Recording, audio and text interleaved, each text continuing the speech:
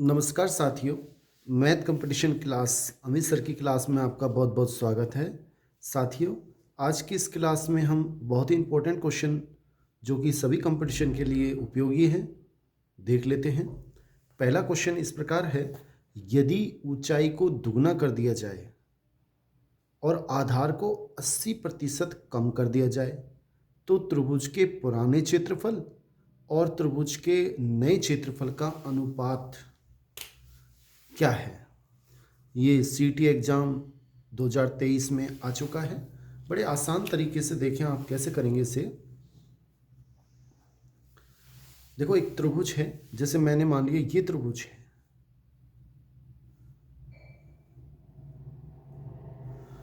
इसके इसकी ऊंचाई मीन्स ये को दुगना कर दिया जाए और आधार, ये आधार देखो, पहले मैंने मान लिया कि इसका आधार 100 है और ऊंचाई भी 100 है।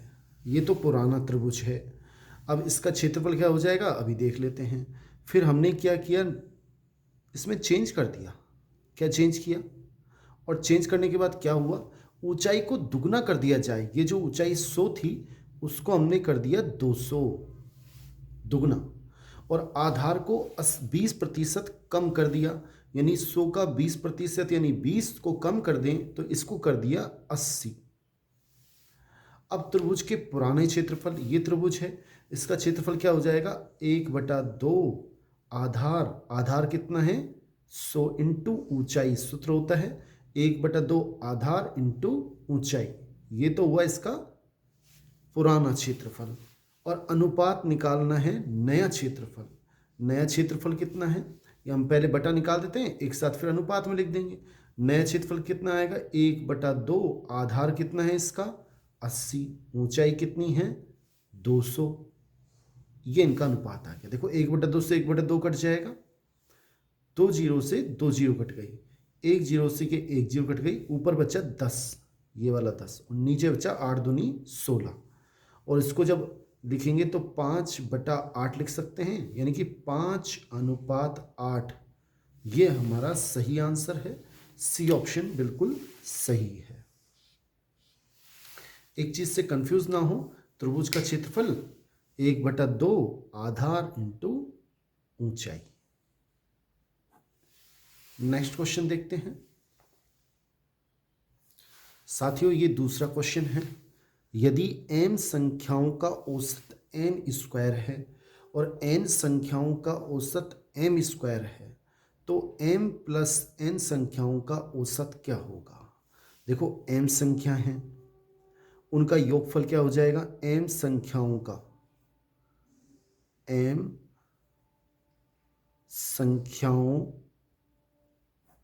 का योगफल क्या हो जाएगा, इन दोनों को गुणा कर दो, m इंटू एन स्क्वायर। क्यों? क्योंकि योगफल का सूत्र क्या होता है, औसत का सूत्र क्या होता है, औसत बराबर योग बटा संख्या। तो योग का सूत्र क्या हो जाएगा, औसत गुणा संख्या। औसत है एन स्क्वायर, कितनी संख्या है m, तो इन दोनों का गुणा कर दिया। इसी प्रकार n संख्याओं का योगफल कितना हो जाएगा, n संख्याओं का औसत दे रखा है m स्क्वायर, तो यह आएगा m स्क्वायर गुणा n, क्योंकि योगफल का सूत्र है औसत गुणा संख्या। तो n संख्याओं का योगफल क्या हो जाएगा, m स्क्वायर गुणा n। अब ये दोनों संख्याओं को मैंने जोड़ दिया। हमसे पूछ क्या रहा है, क्यों जोड़, देखो m प्लस n संख्याओं का औसत, m प्लस n संख्याओं का औसत हमसे पूछ रहा है।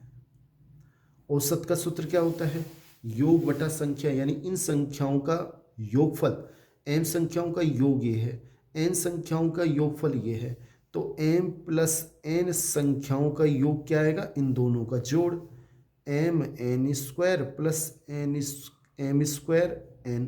ये मैं ऊपर लिख देता हूँ, m n square plus m square n बटा औसत के लिए राशियों का योग बटा संख्या। तो कितनी संख्याएं हैं, m प्लस n। ऊपर से मैंने क्या किया, mn कॉमन ले लिया, m और n, यहाँ क्या बचेगा n, और इसमें क्या बचेगा m। देखो n तो कॉमन आ गया, एक n कॉमन आ गया, एक n बच गया, m कॉमन आ गया, n कॉमन आ गया, एक m बच गया, बटा m प्लस n। ये m प्लस n कट जाएंगे, क्या बचेगा m इंटू n, यानी कि सी ऑप्शन हमारा बिल्कुल सही है। नेक्स्ट क्वेश्चन देख लेते हैं साथियों, ये हमारा तीसरा क्वेश्चन है और x का मान हमसे पूछ रहा है। हम कैसे करेंगे, ध्यान दें। देखो ये 3 की पावर अंडर रूट का मतलब आधा, और आधा जब 5 से गुणा होगा, आधा जब 5 से गुणा होगा तो 5 एकम 5/2, तो 3 की पावर हो गया 5/2 इंटू, इसको मैं लिख सकता हूँ 9 को 3 का स्क्वायर और ऊपर और 2 इजिकल टू 3 की पावर x इंटू 3 की पावर ये 1 है, कुछ नहीं है तो, और इंटू 3 की पावर आधा, क्योंकि अंडर रूट का मतलब होता है आधा। यहाँ तक समझ में आ गया होगा। अब देखो 3 की पावर ये हो गया 5/2 गुणा 3 की पावर हो गया 4, और ये 3 की पावर जब आधार समान हो तो घातें जुड़ जाती हैं, x प्लस 1 प्लस आधा 1.5 मतलब 3/2। अब ऐसी आधार समान हो तो घातें जुड़ जाती हैं, 5/2 प्लस 4 बराबर 3 की घात x प्लस 3/2। और अगर आधार समान है तो घातें भी बराबर होती हैं, तो x प्लस 3/2 किसके बराबर हो जाएगा, 5/2 प्लस 4 के। इस तरह से बराबर हो गए। अगर आधार समान हैं, बराबर हैं, तो घातें भी बराबर होंगी। x बराबर क्या हो जाएगा 5/2 प्लस 4, और इस 3/2 को मैं इधर ले गया, किसका हो गया माइनस का। आप देखो 2.5 है ये, और 2.5 में से 1.5 घटाएंगे, या लघुत्तम ले लें या वैसे ही घटा लें, ये 2.5 में से जब 1.5 घटाएंगे तो 1 बचेगा, और 1 को जब 4 में जोड़ेंगे तो 5 आ जाएगा, तो x का आंसर आ गया 5। फिर सुने, ये 2.5 है, 5 का आधा 2.5, 3 का आधा 1.5, 2.5 में से 1.5 घटाएंगे 1 बचेगा, 1 को 4 में जोड़ेंगे 5 आंसर आ जाएगा, और बी ऑप्शन हमारा बिल्कुल सही है। नेक्स्ट क्वेश्चन साथियों, ये हमारा चौथा क्वेश्चन है और इस प्रकार है, और रिट एग्जाम 2023 में आ चुका है। अच्छा क्वेश्चन है, यदि a प्लस बी अनुपात b प्लस सी अनुपात c प्लस a 6:7:8 दे रखा है, और ये भी दे रखा है a plus B plus C बराबर 14 है, तो c का मान क्या है। देखो अनुपात का बहुत सरल क्वेश्चन है, a प्लस बी किसके बराबर हो जाएगा 6x के या 6k के। ऐसे ही b प्लस सी किसके बराबर हो जाएगा 7x, और c प्लस a किसके बराबर हो जाएगा 8x के। ये 3 समीकरण आ गई, 1 2 3, मैंने तीनों को जोड़ दिया, 1 प्लस 2 प्लस 3, तीनों को जब जोड़ेंगे तो ये आएगा a और a 2a, b और b 2b, 2 मैंने कॉमन ले लिया, c और c 2c, तीनों में से 2 कॉमन ले लिया, तो 2 into a plus B plus C बराबर कितने हो गए 7 7 14 7 21 x, ये 21x हो गए, 8 अच्छे 14 और 7 21x। यहाँ तक समझ में आ गया। अब 2 इंटू ए प्लस बी प्लस सी का मान हमें दे रखा है कितना 14 बराबर 21x, तो यहाँ से 21x का मान कितना आ गया, 21x का मान आ गया 28, 14 दूना 28, तो x का मान कितना हो जाएगा 28/21, कितना हो जाएगा 28/21। इसको जब हम 7 से काट लें तो 7 चौक 28 और 7 तिया 21, ये x का मान आ गया। ये किसका मान आ गया x का। अब इसमें मैं क्या इसमें रख देता हूँ, 1 में रख देता हूँ, 1 में 1 से देख लें आप एक बार, a प्लस बी किसके बराबर हो जाएगा ये a plus B, 6 into X, X का मान कितना है 4/3, 3 एकम 3, 3 दूनी 6, 2 को जब इससे गुणा करेंगे तो 2 चौक 8। यह आ गया a प्लस बी का मान। किसका मान आ गया? a प्लस बी का मान। कितना आ गया a प्लस बी का मान? 8। और अगर a प्लस बी का मान 8 है और मैं यहाँ रख दूँ तो 8 प्लस सी बराबर 14, तो सी का मान कितना हो जाएगा? 8 जब इधर घटाएंगे तो 14 में से 8 घटाएंगे 6 बचेंगे, 6, यानी कि सी बराबर 6 हमारा सही आंसर है, यानी ए ऑप्शन बिल्कुल सही है। नेक्स्ट क्वेश्चन देख लेते हैं साथियों। ये नेक्स्ट क्वेश्चन है और ये भी रिट एग्जाम 2023 में मेन एग्जाम में आ चुका है। निम्न में से कौन सा द्वितीयक या गौण आंकड़ों का स्रोत नहीं है? पहले तो आप ये समझ लें, दो तरह के आंकड़े होते हैं, प्राथमिक आंकड़े और द्वितीयक आंकड़े। प्राथमिक आंकड़े कौन से होते हैं कि अनुसंधानकर्ता या व्यक्ति खुद पहली बार उनको इकट्ठा करता है, एकत्रित करता है। जैसे आप समझें, एक अध्यापक की कई गांवों में ड्यूटी लगा दी जनसंख्या गणना के लिए, तो अध्यापक क्या करेगा? गांव में जा जाके एक एक घर में जाके वो आंकड़े इकट्ठे करेगा, तो वो होते हैं प्राथमिक आंकड़े। और वो सभी अध्यापक मिलके जब आगे डिस्ट्रिक्ट लेवल पे, जिले लेवल पे पहुंचा देंगे तो वो एक आंकड़े तैयार हो जाते हैं कि भाई इस जिले में इतनी जनसंख्या है। अब हम जैसे, तो वो जो पूरी जनसंख्या है वो द्वितीयक आंकड़े कहलाते हैं, क्योंकि उन्होंने किसी और से पूछा। वो प्राथमिक आंकड़े टीचरों ने जाके सीधा संपर्क किया तब उन्हें प्राप्त किए, वो प्राथमिक आंकड़े हैं। तो प्राथमिक आंकड़े जो पहली बार एकत्रित किए जाते हैं, सीधे एकत्रित किए जाते हैं, सीधे संपर्क में आने पर एकत्रित किए जाते हैं, चाहे वो फ़ोन के माध्यम से हो, चाहे वो डाक के माध्यम से हो, या व्यक्ति खुद चला जाए पहली बार एकत्रित करें। द्वितीयक आंकड़े आप समझ गए होंगे, पहले से किसी व्यक्ति ने एकत्रित कर रखे हैं और हम अपने उद्देश्य के लिए उसे काम में ले रहे हैं। ठीक है। अब क्वेश्चन इस प्रकार है, निम्न में से कौन सा द्वितीयक या गौण आंकड़ों का स्रोत नहीं है? कौन सा द्वितीयक आंकड़े नहीं है? पत्रिकाएं बिल्कुल द्वितीयक आंकड़े होते हैं। कैसे? हम पत्रिका में पढ़ रहे हैं, पत्रिका वाला खुद के घर में नहीं गया, उसने सबसे अलग अलग किसी से जानकारी ली, या हम पत्रिका से जब पढ़ रहे हैं तो हम खुद नहीं गए, हमारे लिए जो पत्रिका की नॉलेज है, आप समझे, मैं खुद पत्रिका समाचार पढ़ रहा हूँ तो ये लेके तो कोई आया, बस मैं तो उसे केवल डायरेक्ट पढ़ रहा हूँ, मेरे लिए वो द्वितीयक आंकड़े हैं। सरकारी प्रतिवेदन इसी प्रकार से, मैं किसी सरकार की प्रतिवेदन देख रहा हूँ तो वो बनाए किसी और ने हैं, मेरे लिए वो द्वितीयक आंकड़े हैं। व्यक्ति द्वारा स्वयं किया गया सर्वे, व्यक्ति द्वारा स्वयं, इसमें साफ लिखा हुआ है व्यक्ति खुद गया, उसने सर्वे किया, तो ये होते हैं प्राथमिक आंकड़े, द्वितीयक आंकड़े नहीं हैं। और इंटरनेट पर संग्रहित आंकड़े, हमने इंटरनेट से कोई आंकड़े संग्रहित करे तो ये हमारे लिए द्वितीयक आंकड़े हैं, क्योंकि सबने इकट्ठा किसी और ने किए, उसने तो इकट्ठा करके सीधा डाल दिया, हम उसे उपयोग में ले रहे हैं। नेक्स्ट क्वेश्चन देख लेते हैं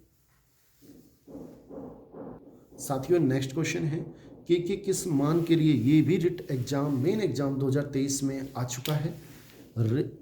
के किस मान के लिए समीकरण निकाय का हल अद्वितीय है? देखो, ऐसे क्वेश्चनों के लिए आप क्या याद रखें कि आपको दो समीकरण देगा, उसमें सबसे पहले आप a1/a2 b1/b2 निकालें। कैसे निकालते हैं मैं आपको अभी समझा दूंगा। तीन कंडीशन है। पहली कंडीशन अगर ये आ जाती है कि a1/a2 और b1/b2 बराबर नहीं है तो आप याद रखें हल संगत होंगे, अद्वितीय हल होगा। अद्वितीय हल, अद्वितीय हल का मतलब केवल एक हल होगा, हल संगत होगा। अद्वितीय मतलब एक ही हल होगा, दोनों रेखा एक दूसरे को प्रतिच्छेद करेंगी, प्रतिच्छेदी होंगी। कैसी रेखाएं होंगी? प्रतिच्छेदी। ये तीन बातें याद रखनी है, हल संगत होगा, अद्वितीय होगा और रेखाएं प्रतिच्छेदी होंगी। दूसरी बात, अगर a1/a2 b1/b2 और c1/c2 अगर ये तीनों इस प्रकार से हैं, a1/a2 b1/b2 और c1/c2 तीनों बराबर हैं, तो रेखाएं हल है वो हल संगत होगा, पहली बात। अनंत हल होंगे, अनंत, कितने हल होंगे? अनंत हल होंगे। और रेखाएं कैसी होंगी? संपाती। संपाती का मतलब एक दूसरे पर होंगी, एक ही रेखा होगी, जैसे एक रेखा उसी पे वही रेखा, संपाती। तीसरी, तीन कंडीशन है। अगर ये कंडीशन मिल जाती है कि a1/a2 b1/b2 बराबर हैं, लेकिन ये दोनों c1/c2 के बराबर नहीं हैं, तो हल कैसे होंगे? असंगत, असंगत रेखाएं। और हल क्या होंगे? कोई हल नहीं होगा, कोई हल नहीं होगा। आपको याद रखना है, कोई हल नहीं होगा, कोई हल नहीं होगा। और रेखाएं कैसी होंगी? समांतर, रेखाएं कैसी होंगी? समांतर। ये तीन बातें हैं। अब हमें क्वेश्चन में क्या कह रहा है वो देखो, तीनों से अलावा चौथी कोई नहीं है। के किस मान के लिए समीकरण निकाय का हल अद्वितीय है? के का वो मान बताओ कि इनका जो हल है वो अद्वितीय है। अद्वितीय हल के लिए ये कंडीशन है, यानी कि ऐसा है, अद्वितीय हल है तो a1/a2 अद्वितीय हल है, तो ये कंडीशन होगी। और होगी तो a1/a2 का मान कितना है? x के साथ जो 2 है वो तो है a1, और जो y नीचे इस वाली समीकरण में x के साथ है वो है a2 के। ये दो, इसका मान बराबर नहीं होगा। किसके बराबर नहीं होगा? y के साथ क्या है इसमें ऊपर? 3, और इसमें नीचे y के साथ क्या है? 6। 3 एकम 3, 3 दूनी 6, के एकम के, और 2 दूना 4, के का मान 4 के बराबर नहीं होगा। ये हमारा सही आंसर है, हमने इसमें रख दिया। क्यों रख दिया? क्योंकि हमें दे रखा है कि हल अद्वितीय है तो ऐसा होगा। और a1/a2 कैसे निकालते हैं? जो x के साथ होते हैं ये a1, ये a2 होता है, a1/a2। ये b1 और ये b2 होता है। c1 और c2 में क्या याद रखना है? दोनों जो अचर संख्याएं या तो दोनों उधर होनी चाहिए या दोनों इधर होनी चाहिए। नहीं है तो आप उसको ले आए माइनस चिन्ह बदल के। अब इसका आंसर तो बी ऑप्शन है, और इस तरह से। नेक्स्ट, अगला क्वेश्चन साथियों, ये नेक्स्ट क्वेश्चन है। समीकरण निकाय यदि समीकरण निकाय हमें दे रखा है और उसमें यदि ये दे रखा है, अभी आपको थोड़ी देर पहले बताया था कि अगर ये दोनों और ये दोनों बराबर और तीसरे के बराबर नहीं है तो दोनों रेखाएं कैसी होंगी? समांतर होंगी। तो इसमें समांतर होंगी, ये ऑप्शन बिल्कुल सही है। पहली बात, समांतर होंगी, कोई हल नहीं होगा, कुछ भी पूछ सकता है। समांतर होंगी, कोई हल नहीं होगा। और नेक्स्ट क्वेश्चन देख लेते हैं साथियों। ये नेक्स्ट 8वां क्वेश्चन, एक वर्ग की भुजा, ये जैसे मैंने मान लिया वर्ग है और ये इसकी भुजा है। इसकी भुजा क्या है? मान ली a। ये वर्ग है, उसकी भुजा मैंने a मान ली। और इसके विकर्ण की लंबाई, देखो हम जानते हैं वर्ग का विकर्ण क्या होता है? √2 गुणा भुजा। भुजा a मान ली तो √2 गुणा a। क्यों होता है? क्योंकि अगर ये विकर्ण है तो ये कर्ण हो गया इस त्रिभुज के लिए, ये a √a² + a² 2a²। a² तो बाहर आके √ से a हो जाएगा, और √2 उसी में रह जाएगा।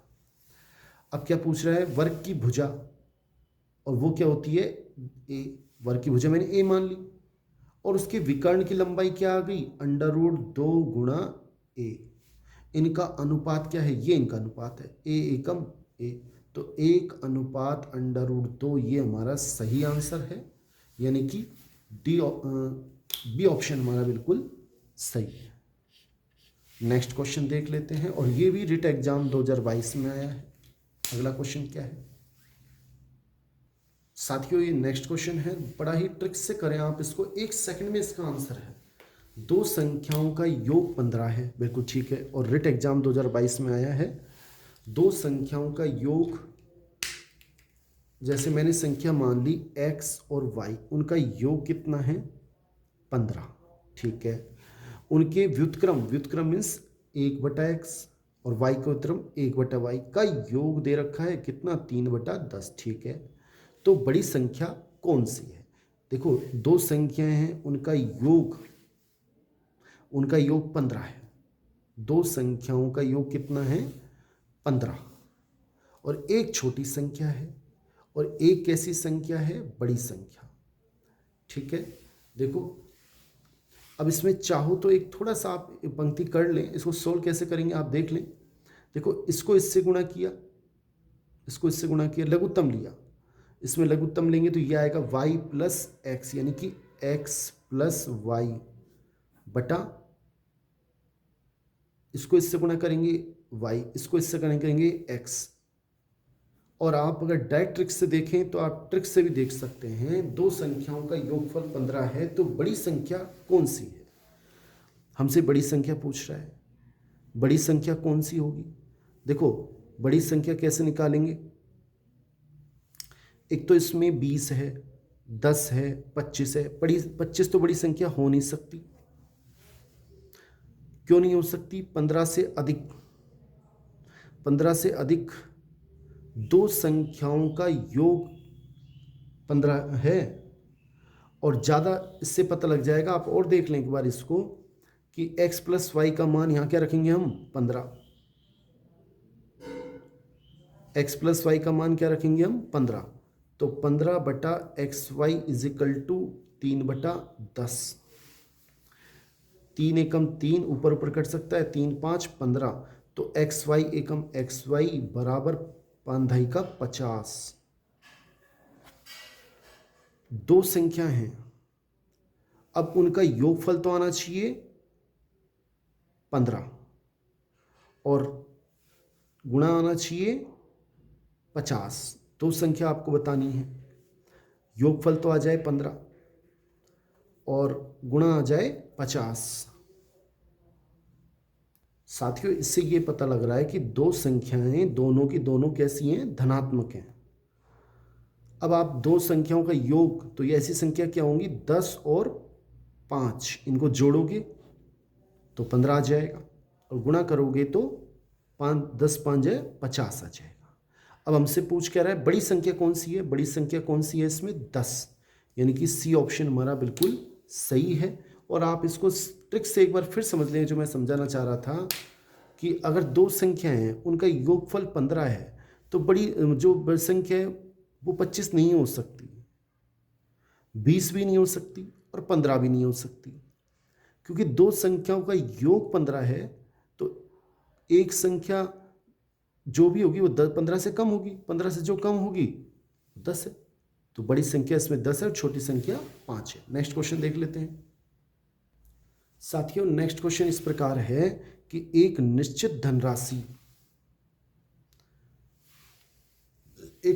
राशि साधारण ब्याज, जैसे मैंने निश्चित राशि मान ली 100 रुपये, ये राशि साधारण ब्याज की दर से 6 वर्ष में 3 गुनी हो जाती है। कितनी गुनी हो जाती है? 3 गुनी, यानी 300 रुपये हो गए। 100 रुपये कितने हो गए? 300 रुपये। तो हमें ब्याज कितना मिला इसमें? ब्याज कितना है? ब्याज कितना हो गया? ब्याज हो गया 200 रुपये। और कितने वर्ष में? 6 वर्ष में। अब यही राशि 5 गुना, यानी कि 500 रुपये हमसे कह रहा है, ये राशि 5 गुना कितने वर्षों में हो जाएगी? 5 गुना यानी 500 रुपये कितने वर्ष में हो जाएंगे?